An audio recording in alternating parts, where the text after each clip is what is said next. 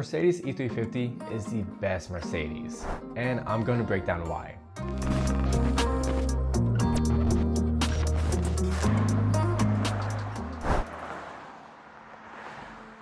Okay, yes, there is the 1 million mile Mercedes like Gregorio's with his 2.8 million mile 240D, but let's focus on something a bit more modern.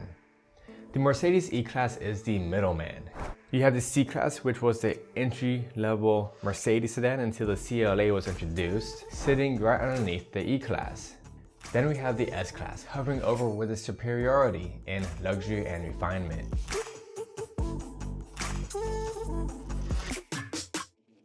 The E350 is indeed said to be the most reliable Mercedes out there.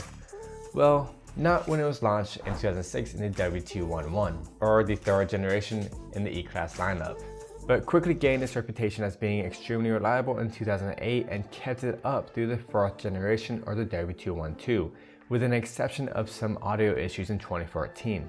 In the US, the E350 came in as a sedan or a convertible, and I'm only going to talk about those two generations in this video. And wait till the end to hear my final thoughts. Being equipped with a 3.5 liter V6 with 268 horsepower and a 6.3 second 0 to 60, and has a 17 to 26 miles per gallon in the W211, which ended its production in 2009 in preparation for the W212.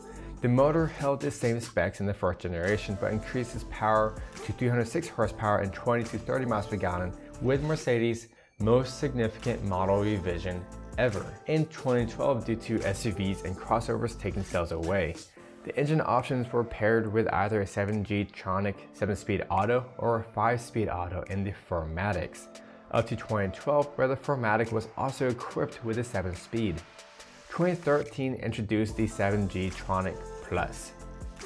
And with the fourth generation followed the 3-liter diesel in the E350 BlueTech with 210 horsepower and 400 foot-pounds of torque, which is nearly double than its petrol counterpart and more than the E550 with its V8 power plant. The W211 was introduced after a little over $2 million were spent in 2002 as a 2003 model, with its beautiful signature circular headlight. 2006 marked the year the E350 was introduced, along with a mid-gen refresh, which included some equipment either being dropped or becoming standard, and a refresh of the exterior with a new front grille, headlights, and a few other small upgrades. 2010 marked the introduction of the W212 with an all-new modern design to the E-Class with increased refinement from its previous model. In 2012, the Mercedes had a major update costing little over $1 million, which was unheard of in a mid-model update. This gave the E350 an entire new updated look, improved engines, and more standard features. There isn't a huge variety of aftermarket modifications for these cars, but I have a friend, Syota33 on IG, which turned around the look of his W212, and I have to say I absolutely love the look of it. Although the stock exhaust sounds pretty good, this fella simply removed his muffler, which gave the 350 a much meatier sound.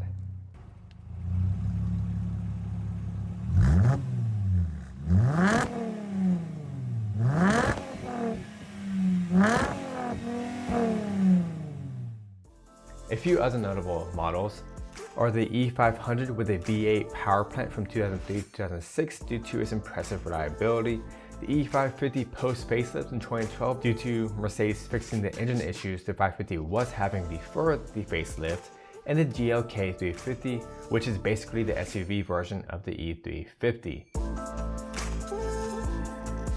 New, the E350 cost around $55,000, and now we can find the W211 for around $8,000.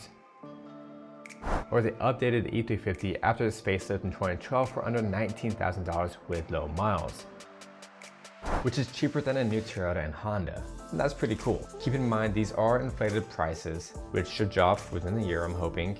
And I'm also looking in Texas. Location does matter in regards to price of cars. You know, Toyotas have issues and the E350 is no different.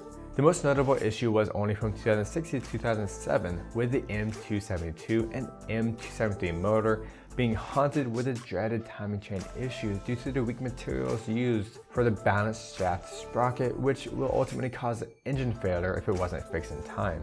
I'll have a write-up on the class action lawsuit down below so you can avoid the problem engines. In 2008, those models have issues with gas mounting in the cabin. The fuel pump tends to develop a small crack and the top portion will need to be replaced, which would run you around $50, and it's semi-easy to do. If you take it to your dealer, they will most likely tell you that it's a fuel pump, filter, and gas tank assembly, which is a little bit scammy. The oil cooler O-rings and the diesels typically need to be replaced around 100,000 miles. A shop would charge you around $2,000 to $3,000 for this job, but in my opinion, it's doable by a DIYer who is willing to learn and be very patient. All the videos I just mentioned will be linked down below for your convenience. Not only is the Mercedes E350 arguably the most reliable Mercedes of the modern age, it also has a lot of power and decently affordable for such a luxurious car. Now, there are little write-ups about the longevity of the BlueTech diesel after the O-rings have been fixed, and that's partly due to them being fairly new. If you and the previous owners took great care of the car, you should see over 200,000 miles in this car, with little issues to come up. So Carfax and having car maintenance records is a big deal. And if you like the Audi B7, check out this video. This is Chris AutoMotivate. Always appreciate and respect one another. I'll see you next time.